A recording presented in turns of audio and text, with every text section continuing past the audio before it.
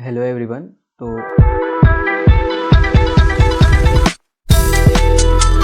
हम देखेंगे rotational motion के प्रीवियस 5 ईयर्स के क्वेश्चंस नीट के जो एग्जाम्स में आपके आए हुए हैं, और ये अपनी सीरीज का पार्ट होगा जो अपन कंटिन्यू कर रहे थे स्टार्टिंग से। तो आज हम 11th का ये इम्पोर्टेंट और कठिन चैप्टर जो बहुत लोगों को लगता है उससे स्टार्ट कर रहे हैं।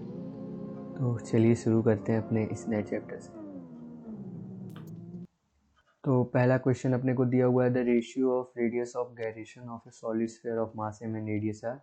मतलब हमें रेडियस ऑफ गायरेशन निकालना है, इसका रेशियो निकालना है। तो बेसिकली हमें रेडियस ऑफ गायरेशन सॉल्व करना है। उसका मास एम और रेडियस आर दिया हुआ है, उसके एक्सिस के अराउंड ही जो सॉलिड स्फीयर है, मतलब जो उसका सेंटर होगा उसके अराउंड अपन ले लेंगे। और रेडियस ऑफ गायरेशन किसके साथ रेशियो लेना है, वो एक हॉलो स्फीयर है सेम मास का, और रेडियस भी सेम है अबाउट एक्सिस। तो इसको हम कैसे सॉल्व करेंगे, चलिए हम देखते हैं। इसमें हमें मोमेंट ऑफ इनर्शिया पहले पता होना चाहिए, क्योंकि अपना जो रेडियस ऑफ गायरेशन होता है उसका फॉर्मूला होता है रूट आई बाई एम। तो मास और रेडियस तो हमें पता ही है, तो लेट्स सी सबका इंडिविजुअल का क्या होता है मोमेंट ऑफ इनर्शिया। तो मोमेंट ऑफ इनर्शिया पहले का हम देखेंगे, सॉलिड स्फीयर का मान लीजिए हम देख रहे हैं, तो वो हो जाएगा अपना 2mr²/5। और दूसरा हम देखेंगे moment of inertia of hollow sphere, तो हम उसको hs से रिप्रेजेंट कर रहे हैं। तो हॉलो स्फीयर का होता है हमारा 2mr²/3। तो अगर हम इन दोनों को हमको यूज करना है और रेडियस ऑफ गायरेशन पे पहुंचना है, रेडियस ऑफ गायरेशन का रूट आई बाई एम। तो लेट्स सी से इसका k1 है और इसका k2 है रेडियस ऑफ गायरेशन। तो बेसिकली अपने को क्या फाइंड करना है, k1 बाई k2। तो k1 अपन लिखेंगे क्या होगा, रूट आई बाई एम, और पहले का रूट आई क्या हो जाएगा, रूट आई मतलब इसका हो जाएगा 2mr²/5 और बाई एम, ये भी रूट में होगा ऑब्वियसली। और नीचे हम लिखेंगे रूट 2mr²/3 और इसका भी रूट एम। तो रूट एम और रूट एम तो अपना कैंसिल हो जाएगा, और same goes for root 2mr² और रूट 2mr²। तो अपना बचेगा क्या, रूट 1/5 डिवाइडेड बाई रूट 1/3। तो इससे अपना आंसर आ जाएगा फाइनली रूट 3/m। तो हम देखेंगे हमारा आंसर ये बी ऑप्शन करेक्ट है। ऑप्शन 4 थे लेकिन स्लाइड छोटे पड़ रहे थे तो अपन ने लगा दिया ऐसे। तो ये बेसिकली बहुत आसान क्वेश्चन था, हमने आपको समझाने में टाइम लिया है। तो इसको अप्रोच करने के लिए आपको कैसे क्या करना चाहिए, आप क्वेश्चन पढ़ोगे, देखोगे रेशियो है किसका है, रेडियस गायरेशन का है, और आर और एम आपका सेम है। तो कुछ नहीं, रेडियस ऑफ गायरेशन आया तो मास सेम है, तो आपको पता होना चाहिए कि मेरे को मोमेंट ऑफ इनर्शिया याद होने चाहिए। और कुछ कुछ केसेस में डायमीटर वगैरह का दे सकता है, तो आप पैरेलल एक्सिस थ्योरम वगैरह यूज करके उसको सॉल्व कर सकते हो। तो अब चलते हैं नेक्स्ट। एनर्जी है 484 जूल्स की, जो स्पेंड कर रहे हैं अपन स्पीड बढ़ाने पे। किसके स्पीड बढ़ाने पे, फ्लाई व्हील के। फ्लाई व्हील का स्पीड बढ़ता है 60 आरपीएम से 360 आरपीएम। तो इसको अपन को मोमेंट ऑफ इनर्शिया फाइंड करने का है। तो इसका प्रोसीजर क्या होगा, तो पहले मैं आपको ओवरव्यू बताता हूँ। इसमें पहली चीज़ अपने को ये नोटिस करनी चाहिए कि ये आरपीएम में है। तो आरपीएम से पहले हमको एमके सिस्टम में लाना है, मतलब रेडियंस पर सेकंड में। तो उसके लिए अपन को जो भी वैल्यू आरपीएम में दी होती है उससे अपन 2π/60 से मल्टीप्लाई करते हैं। सेम गोज फॉर 360 से भी करेंगे। तो अपने को दो एंगुलर वेलोसिटी मिल जाएगी, ω1 और ω2, और ऐसे करके अपन आगे सॉल्व करेंगे। और लास्टली हम लोग को मोमेंट ऑफ इनर्शिया तक पहुंचना है। तो लेट्स सी अपन कैसे देखते हैं। तो एक फार्मूला अपन यहाँ यूज़ करेंगे जो कि है, पहले तो अपन लिख लेते हैं हमारा एनर्जी कितना यूज़ हुई है वगैरह वगैरह, फिर करते हैं। तो स्पेंड कितनी हुई है, तो हम लिखेंगे एनर्जी स्पेंट बराबर 484 जूल्स और ओमेगा 1 अपने को दिया है 60 RPM। तो इसको हम लिखेंगे 60 इंटू 2π/60, तो ये रेड्यूस हो जाएगी और फिर आप लिख सकते हो कि ये मेरा हो गया 2π रेडियंस पर सेकेंड। और सिमिलरली अगर आप ओमेगा 2 को सॉल्व करोगे तो वो होगा 360 RPM। तो 360 इंटू 2π/60, तो ये 6 टाइम्स चला जाएगा और आप लिख सकते हो 12π रेडियंस पर सेकेंड।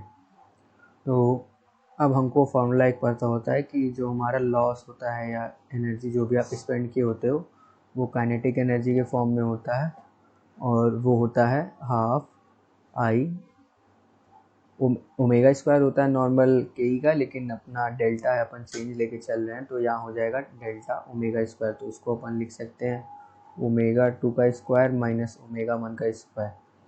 तो चलिए अब सॉल्व करते हैं। तो इसको इम्प्लाइज डेट लिखेंगे, ये हो गया 484 1/2। अपने को अल्टीमेटली मोमेंट ऑफ इनर्शिया निकालना था तो वो हमको यहाँ से मिल जाएगा। फाइनल वेलोसिटी हमको पता है 12 है और इनिशियल वेलोसिटी पता है, तो अपन उसको यूज़ कर सकते हैं डायरेक्टली या इसको वैसे भी सॉल्व कर सकते हैं। तो एक ऑप्शन अपने पास ये है कि ओमेगा 2 को अपन डायरेक्ट रखें और 2π को डायरेक्ट रखें।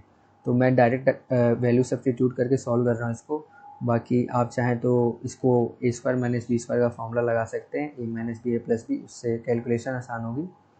तो मैं उसी से करके दिखा देता हूँ आपको, तो क्यों करना कठिन वाला एग्जाम में, मतलब ये डायरेक्ट हो जाएगा, प्लस माइनस तो आपको आता ही है।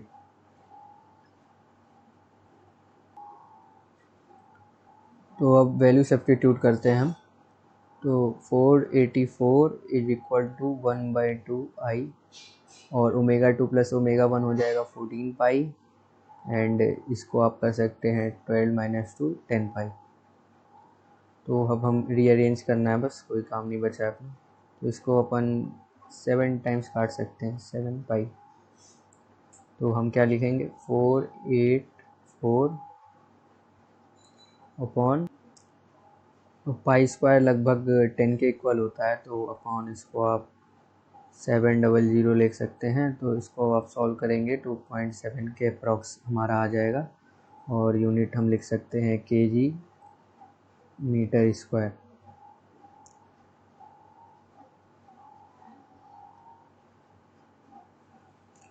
तो अपना आंसर हो जाएगा ए ऑप्शन।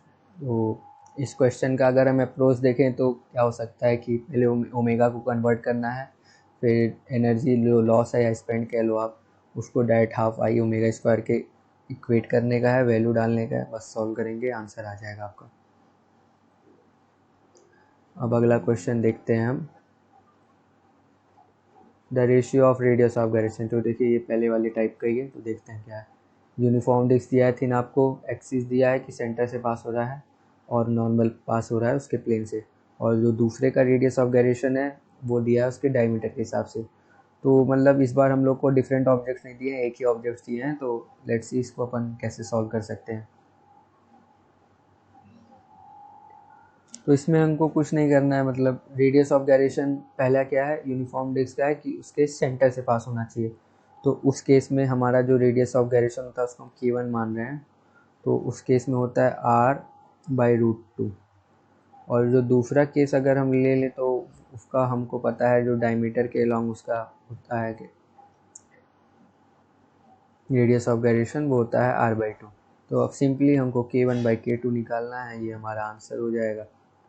तो r/√2/r/2, तो ये आ जाएगा आपका अल्टीमेटली 2/√2, जिससे आपका आंसर आ जाएगा √2/1, जिसको हम लिखेंगे √2:1।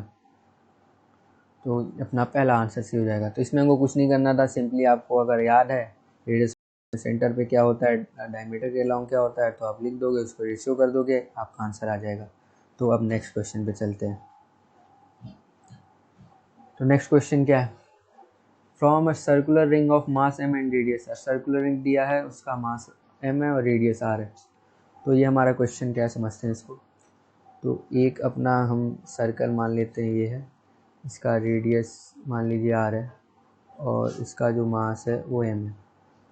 तो अपने को बोला है कि उसके करस्पॉन्डिंग हम एक आर्क कट कर रहे हैं जो कि 90 डिग्री सेक्टर का है, ठीक है। तो इसको हम कर रहे हैं कुछ इस टाइप का कि मतलब ये है और हमारा फाइनल फिगर ये हो गया है।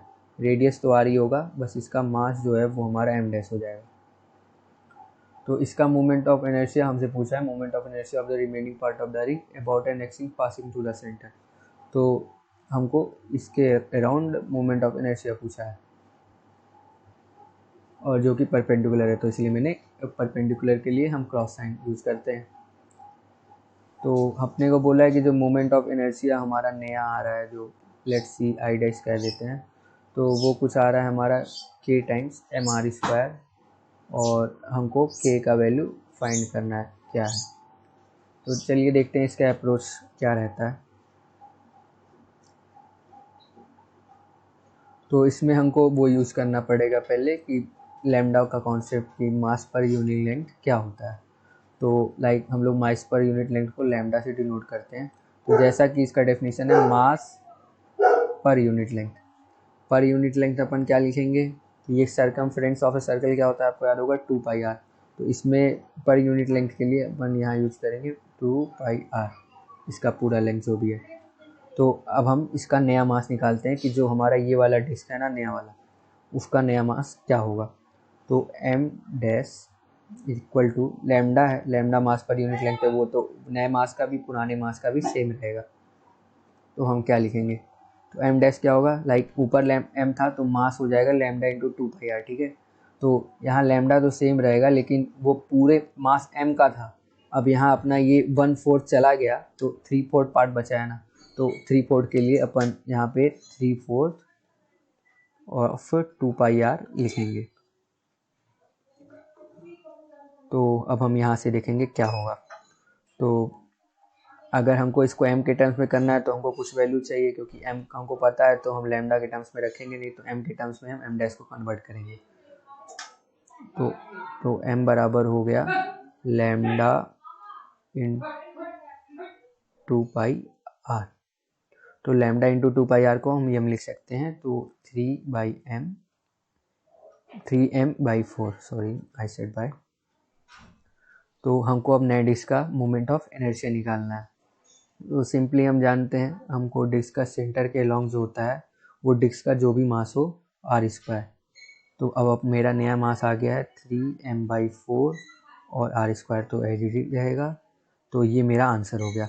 अब हम इसको कंपेयर करेंगे km/r² से।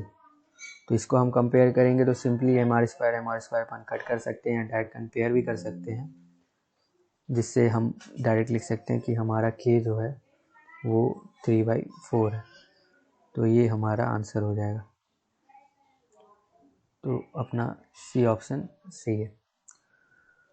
तो अब इसका अप्रोच अब देखें तो आपको मोमेंट ऑफ इनर्शिया सिंपली याद होना चाहिए था बस, और एक बेसिक कॉन्सेप्ट याद होना चाहिए कि डिस्क हमारा कट जाए, कहीं भी कुछ भी हो जाए, कितना भी पार्ट अपन कट कर दे, उसका अगर हम सेंटर से देख रहे हैं उसका मोमेंट ऑफ इनर्शिया, तो वो हमेशा mr² होगा।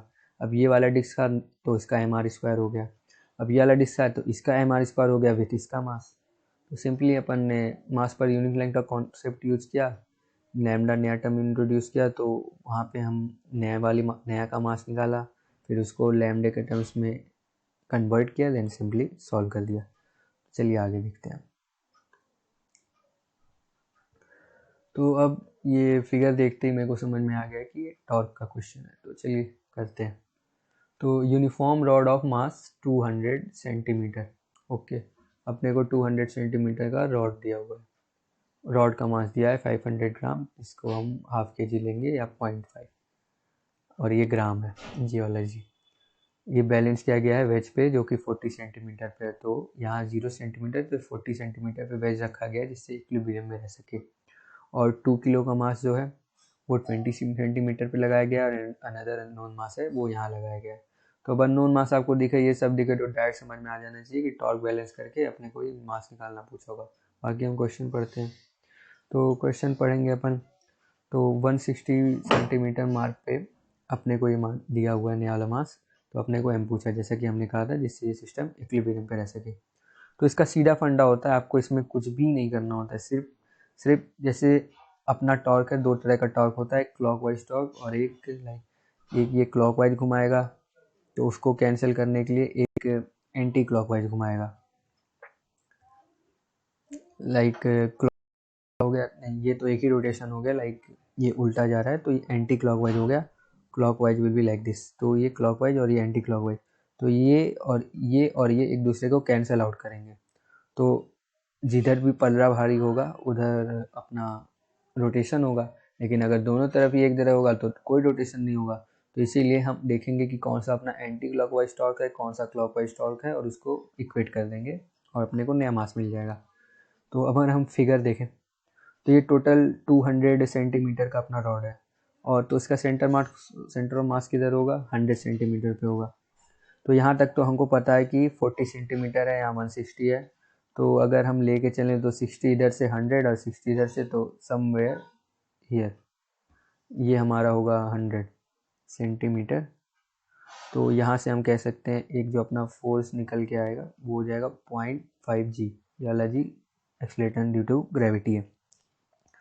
और इसका हम सिंपल लिख सकते हैं mg, और इसका 2g, ऐसे अपन इसको डिनोट कर सकते हैं। तो हमको 3 फोर्सेस मिल गए, ठीक।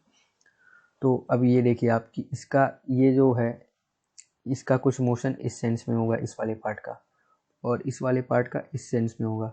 बाकी आप ज़्यादा टेक्निकल टर्म्स में ना जाइए, ऐसे आप खुद फील करिए कि इसका रोटेशन इस वाले पार्ट का ऐसे होगा, इस वाले पार्ट का ऐसे होगा। तो हम कह सकते हैं कि ये वाला पार्ट जो है वो मेरे को एंटी क्लॉकवाइज रोटेशन दे रहा है, और ये वाला पार्ट मेरे को क्लॉकवाइज रोटेशन दे रहा है। तो जैसा कि मैंने बताया था, बस हमें इसे इक्वेट करने का है। तो टॉर्क का फॉर्मूला क्या होता है आपको पता ही होगा, तो चलिए उससे करते हैं अपन। तो टॉर्क को हम टाउ से रिप्रेजेंट करते हैं, उसका फॉर्मूला होता है R cross F।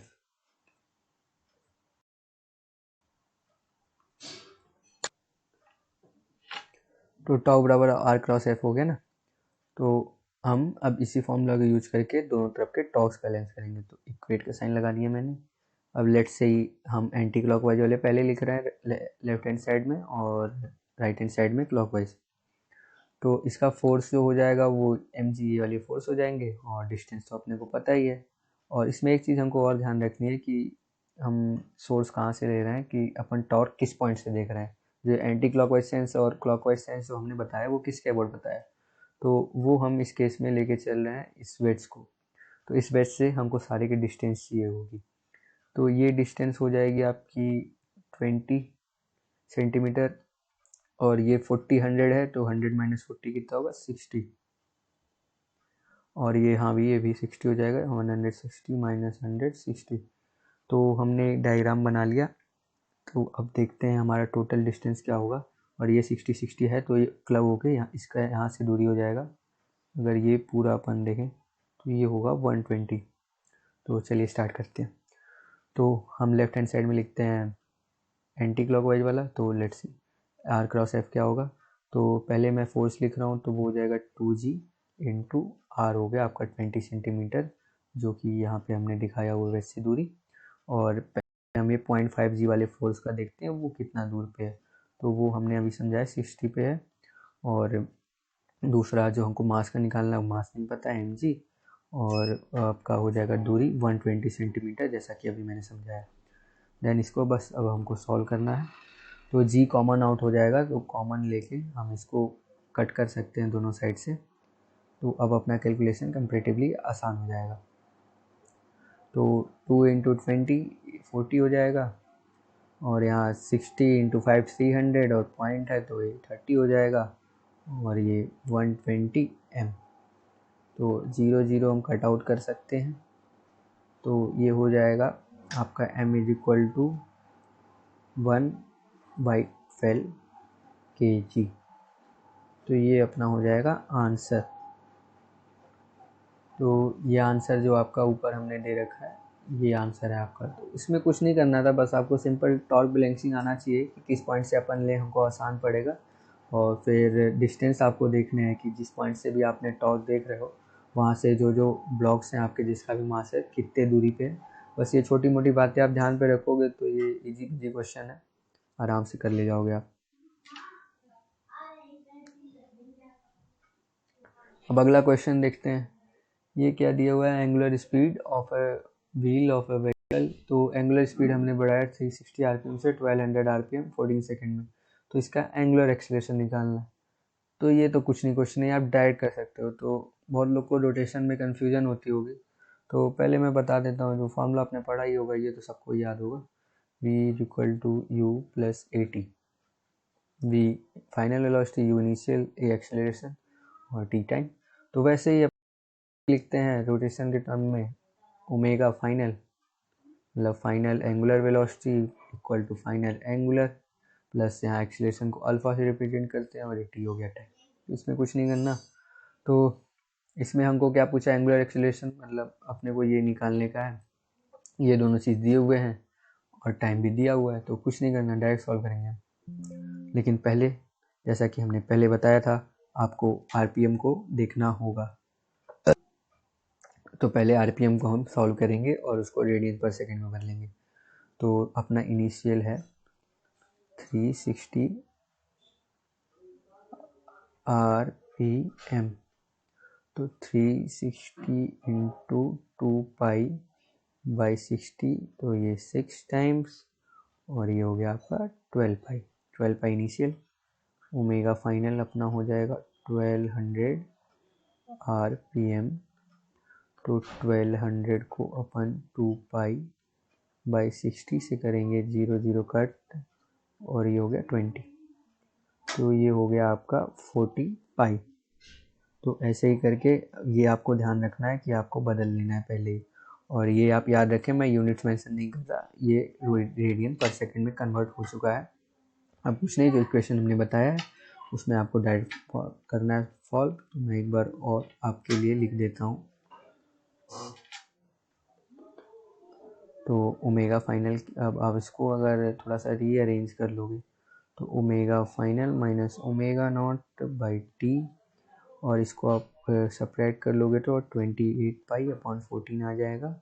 And finally हमारा आंसर हो जाएगा 2π रेडियंस पर सेकेंड। तो ये अपना हो जाएगा आंसर। तो ये अपना पहला ऑप्शन सही है। इसमें कुछ नहीं करना था, बस हमको ये ध्यान रखना है, यूनिट कन्वर्जन करना है। बेसिकली फॉर्मूला बेसिक ज्ञान होना चाहिए। ये तो इजी टू ग्रैब का क्वेश्चन था, तो 2020 का आराम से कर सकते थे। तो अब नेक्स्ट क्वेश्चन अपन देखेंगे। तो नेक्स्ट क्वेश्चन क्या है, हमको टॉर्क पूछा है ओरिजिन के अबाउट, और फोर्स दिया हुआ है पार्टिकल का, और पोजीशन वेक्टर दिया है। कुछ नहीं, ये हम पहले ही आपको ये वाला कॉन्सेप्ट करा चुके हैं इस वीडियो में। टाउ हमारा वेक्टर है, तो आर एक वेक्टर है, आर क्रॉस एफ, ये हमारा फार्मूला है। अब वेक्टर क्वांटिटी है तो एफ और आर को आप चेंज नहीं कर सकते, डायरेक्शन बदल जाएगा, तो आपको इसी फॉर्मेट में याद करना है। तो कुछ नहीं है, अपने को क्या दिया हुआ है, आर वेक्टर दिया है 2k कैप, और दिया हुआ है फोर्स दिया हुआ है 3j कैप में। ठीक है, तो बेसिक आइडिया तो आप लोगों को होगा ही, लेकिन मैं एक बार गो थ्रू कर देता हूँ। तो ये अपना होता है 3 डायमेंशन में। इसको अगर अपन x ले लें, इसको y ले लें, इसको z ले लें, तो ये मेरा आई कैप रिप्रेजेंट करता है, ये माइनस आई कैप, ये j, ये माइनस j, ये k, ये माइनस k। ये सब यूनिट वेक्टर होते हैं जो रिप्रेजेंट करते हैं डायरेक्शन को हर एक्सिस में। तो बेसिकली ये होता है। तो हमको क्रॉस प्रोडक्ट करना पड़ेगा इस क्वेश्चन का, सिंपल सा चीज़ है। तो हम टाउ बराबर लिखेंगे, आर क्या है 2k cap cross 3j cap. तो 2 क्रॉस 3 वो सब कर लेंगे 6। फिर यहाँ बच्चे गलत कर जाते हैं, तो यहाँ हम इसको कैसे सॉल्व कर सकते हैं। तो इसके लिए आप कह सकते हैं, मैं आपको एक ट्रिक बताता हूँ, मतलब लूप टाइप का है ये। मान लीजिए ये आई है, ये जे है, ये के है। तो अगर आप क्लॉकवाइज जा रहे हो, मान लीजिए मेरे को आई क्रॉस जे करना है, तो क्लॉकवाइज जा रहे हो तो जे के बाद क्या आएगा, के। तो के हमारा आंसर है, डेट्स इट। लेकिन मान लीजिए मेरे को के क्रॉस जे एंटी क्लॉकवाइज जाना है, तो मैं लिखूँगा के क्रॉस जे और आई लिखूँगा, लेकिन एंटी क्लॉकवाइज गया इसलिए माइनस आई। तो के जे के बाद मैं एंटी क्लॉकवाइज गया, तो इसलिए आएगा मेरा माइनस आई में आंसर। तो इससे आप डायरेक्टली आंसर गेस कर सकते हैं, आपका क्या आएगा कि -6 i कैप। और यूनिट आप लिखना चाहें तो न्यूटन मीटर। तो ये कुछ नहीं था, मैं बस समझाने में आपको टाइम लिया थोड़ा सा। बाकी आप देखते इस क्वेश्चन को ख़त्म करके आ सकते थे, बाकी क्वेश्चंस में आप टाइम लगा सकते थे। तो फिजिक्स उतनी भी कठिन नहीं आती है जितनी आप लोग को लगती है, बस थोड़े बहुत क्वेश्चंस आते हैं कठिन, बच्चे उसी से डर जाते हैं। बाकी एज सच नीट की फिजिक्स उतनी कुछ खास कठिन होती नहीं है। तो नंबर ऑफ क्वेश्चन ज़्यादा हैं, तो उसी हिसाब से आपको टाइम भी बचाना है कि आप सारे क्वेश्चंस अच्छे से अटेम्प्ट कर पाओ। जैसे ये सब देखिए, ये सब तो डायरेक्ट क्वेश्चन थे ये वाले, और फिर एंगुलर वेलोसिटी वाले। तो चलिए हम आगे करते हैं। तो ये देखिए थोड़ा बहुत बड़ा क्वेश्चन हो सकता है ये, लेट्स सी। तो सॉलिड सिलेंडर दिया है अपना मास 2 kg का।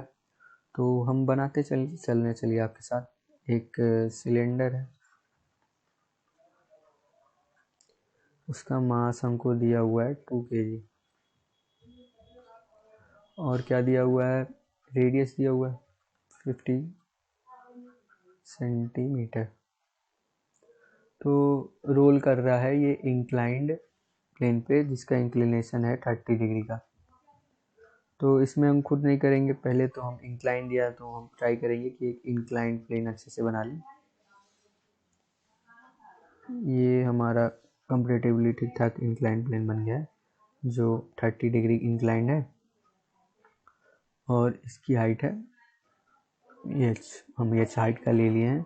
बाकी हमको दिया हुआ है क्वेश्चन में कि पढ़ते हैं हम इसे एक बार और। तो 30 डिग्री तक अपन ने पढ़ लिया था। तो centre of mass of the cylinder, तो सिलेंडर जो है उसका सेंटर ऑफ मास का वेलोसिटी 4 सेंटीमीटर इनिशियली 4 मीटर पर सेकेंड है। तो इसको हम ऐसे दिखा सकते हैं कि लाइक ये 4 मीटर पर सेकेंड से जा रहा है, ठीक। तो हमको पूछा है distance travel by the cylinder on the inclined surface will be. तो इसको हम कैसे सॉल्व कर सकते हैं, तो यहाँ हम फॉर्मूला यूज करेंगे रेडियस ऑफ गायरेशन का। तो बॉडी रोल कर रही है हमें पता है, तो इसलिए रोटेशनल मोशन इधर हो रहा है। तो हम इसका काइनेटिक एनर्जी होता है, हम इसका फॉर्मूला इधर लिखते हैं साइड में। Kinetic energy in case of translational भी है, रोटेशनल भी है, तो इसका हम लिख सकते हैं half mv² 1 + k² by r²।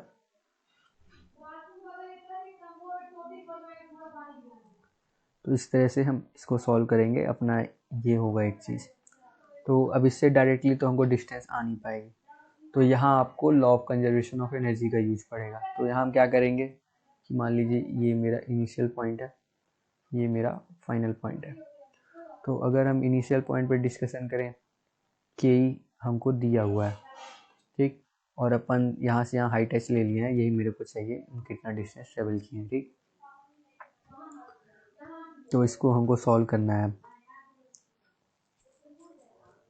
तो इसको सॉल्व करने का हमको तरीका देखना होगा, तो चलिए सीखते हैं। तो काइनेटिक एनर्जी यहाँ है पूरी, और ये हाइट 0 पे है, तो पोटेंशियल एनर्जी हम कह सकते हैं कि पोटेंशियल एनर्जी जो है वो 0 है। और फाइनल पोजीशन पे हम देखें तो काइनेटिक 0 हो जाएगी और पोटेंशियल एनर्जी कुछ होगी। तो ये पोटेंशियल एनर्जी बाय फॉर्मूला हम लिख सकते हैं mgh। तो अब हम करेंगे क्या, इनिशियल एनर्जी मतलब energy initial is equal to energy final. तो इनिशियल में हमने देखा हमारे पास सिर्फ और सिर्फ काइनेटिक एनर्जी है, तो काइनेटिक एनर्जी का हमने फॉर्मूला पढ़ा half mv² 1 + k² by r²। और फाइनल में बस पोटेंशियल है, तो हाफ नहीं मतलब mgh, कट आउट कर सकते हैं हम यहाँ। तो हमको मास की ज़रूरत भी नहीं थी इस क्वेश्चन में, ये भी देखिए कितना अच्छा कैच है इधर का। तो बहुत बच्चे सोचते हैं मास नहीं है तो कैसे हमारा आंसर आएगा। तो अब सॉल्व करते हैं। हाफ इंटू V4 था अपना, तो ये से हो जाएगा 16, और के बाई आर जो होता है हमारे डिस्क का वो होता है के स्क्वायर बाई आर स्क्वायर, वो होता है 1/2, और के बाई आर होता है 1/√2। तो ये आपको याद करना पड़ेगा, इसका और कुछ सॉल्यूशन नहीं है। तो यहाँ से आप 8 टाइम्स काट सकते हो इसको, फिर बाकी आप इधर सिंप्लीफाई करोगे तो आपको h की वैल्यू 1.2 मीटर मिल जाएगी। तो h तो ये हो गया अपना हाइट पे आप कितने जा रहे हो जहाँ वेलोसिटी आपकी 0 हो रही है। लेकिन आपको बोला गया था कि हमको बताओ कि आप कितना दूरी चल रहे हो इनिशियल से फाइनल में, जितना भी दूर जा रहे हो आप। तो बेसिकली मेरा x डिस्टेंस जो था वो ये डिस्टेंस था। तो इसको सॉल्व करने के लिए हम क्या करेंगे, सिंपली हम अपना बेसिक ट्रिग्नोमेट्रिक लगाएंगे।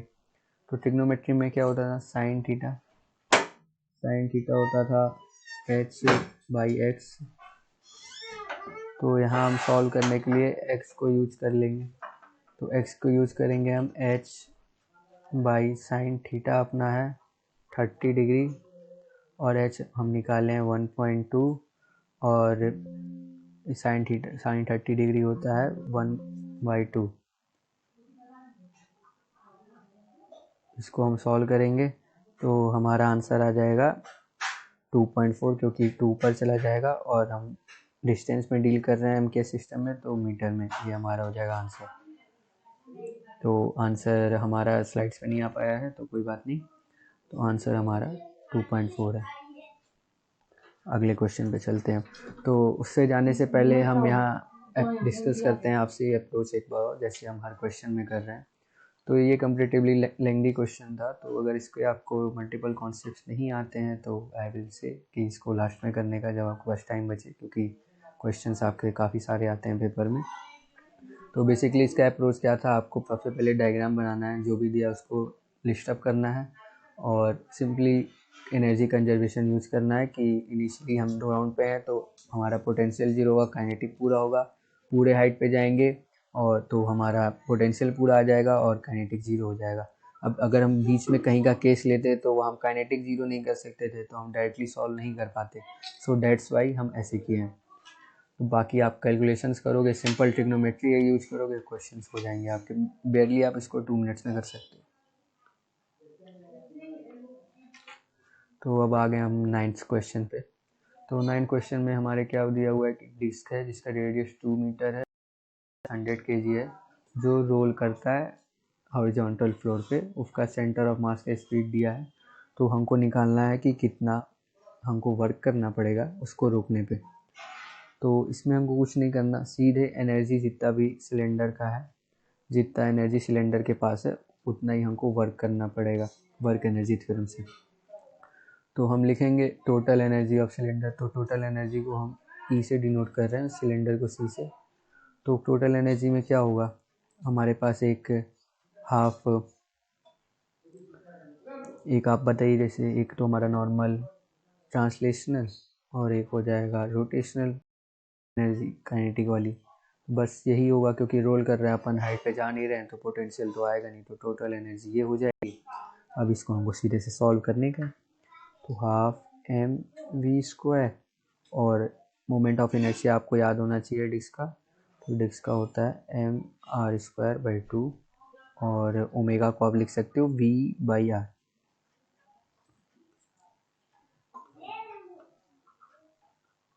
ओमेगा हो गया आपका v/r। तो अब यहाँ से हम करेंगे, तो यहाँ से आप देख सकते हो कि सिमिलर टर्म्स मिल रहे हैं, तो इसको हम कंबाइन करते हैं। तो ये हो जाएगा ½ mv²,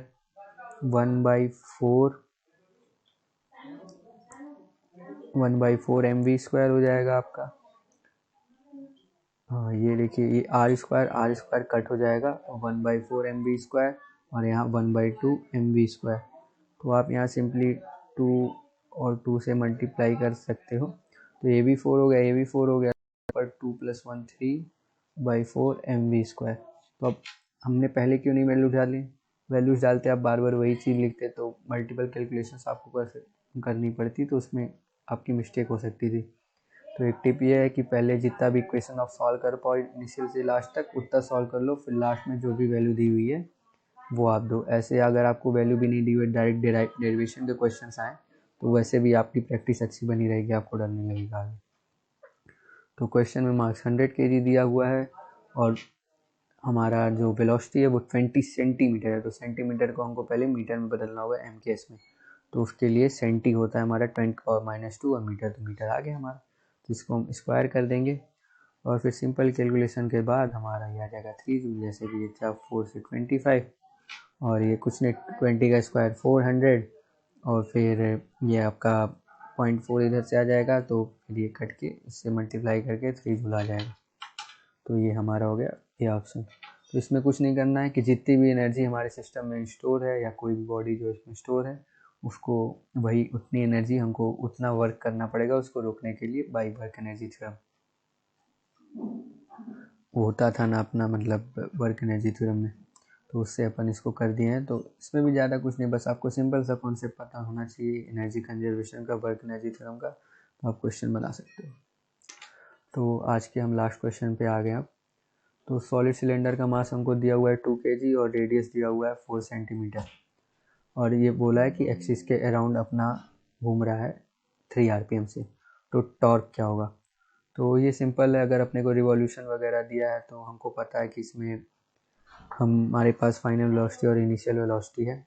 तो फाइनल वेलोसिटी इनिशियल वेलोसिटी से हमारे दिमाग में दो इक्वेशन आते हैं, एक तो ओमेगा फाइनल बराबर omega initial plus alpha and T, and दूसरा इक्वेशन हम सोचे तो आएगा omega final square minus omega initial square बराबर 2 अल्फ़ा थीटा। तो एज सच हमारे पास टी का कोई है नहीं वैल्यू, तो ये इक्वेशन तो हम यूज़ नहीं कर सकते, तो हमको यूज़ यही करना है। बाकी टॉर्क चाहिए तो टॉर्क के लिए हमें पता है एक फॉर्मूला दूसरा होता है, टॉर्क बराबर आई अल्फ़ा। तो हम यहाँ से सॉल्व करेंगे और लेट्स सी अपन कैसे सॉल्व कर सकते हैं। तो आई तो हमको पता ही है अपने डिस्क का, हमारी स्क्वायर बाई 2 सिंपली, और अल्फ़ा हमको ये इक्वेशन ला के देगा। तो हमको पहले इसको सॉल्व करना पड़ेगा। तो उसको सॉल्व करने से पहले हमको इसको कन्वर्ट करना पड़ेगा, तो लेट्स सी क्या होता है। तो ये टोटल रिवॉल्यूशन हो रहा है और यहाँ स्टॉप हो रहा है, तो स्टॉप हो रहा है मतलब हमारा ओमेगा फाइनल हो जाएगा 0, ओमेगा इनिशियल हमें दिया हुआ है 3 RPM। तो इसको हम चेंज करेंगे 3 इंटू 2 पाई बाई 60 और ये 3 टू जा 6 बाई 10, तो ये हो जाएगा आपका पाई बाई 10।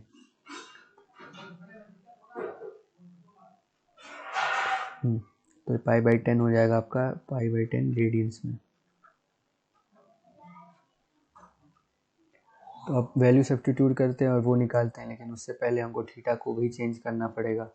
तो थीटा का सिंपली फॉर्मूला होता है 2 pi into number of revolutions, जो कि हमारा इधर है 2 पाई, तो ये हो जाएगा 4 पाई स्क्वायर। तो अब हम वैल्यू सब्स्टिट्यूट करते हैं, जो हमारा इक्वेशन था omega final minus omega initial का square equal to 2 alpha theta. Omega final तो 0 हो गया हमारा और इनिशियल में देखते हैं हमारा क्या क्या है। तो ओमेगा इनिशियल हम लोगों ने निकाला है, तो वो आया हमारा पाई बाई 10 का होल स्क्वायर और फिर 2 अल्फ़ा हमको चाहिए और थीटा हमने अभी ऊपर कन्वर्ट किया है कि 4 पाई स्क्वायर आया। तो यहाँ से आप सॉल्व करोगे, आपका अल्फ़ा आ जाएगा -1/800 रेडियंस पर सेकेंड स्क्वायर। तो अब सिंपली हम टॉर्क का फॉर्मूला यूज़ करेंगे, टॉर्क बराबर आई अल्फ़ा। तो हमको सिंपली टॉर्क पूछा है तो इसलिए हम इसका मॉड यूज़ करेंगे कि जिससे हमें हमेशा पॉजिटिव वैल्यू मिले, तो हम इसको इग्नोर कर देंगे। तो अब हम टॉर्क का फॉर्मूला यूज़ करते हैं।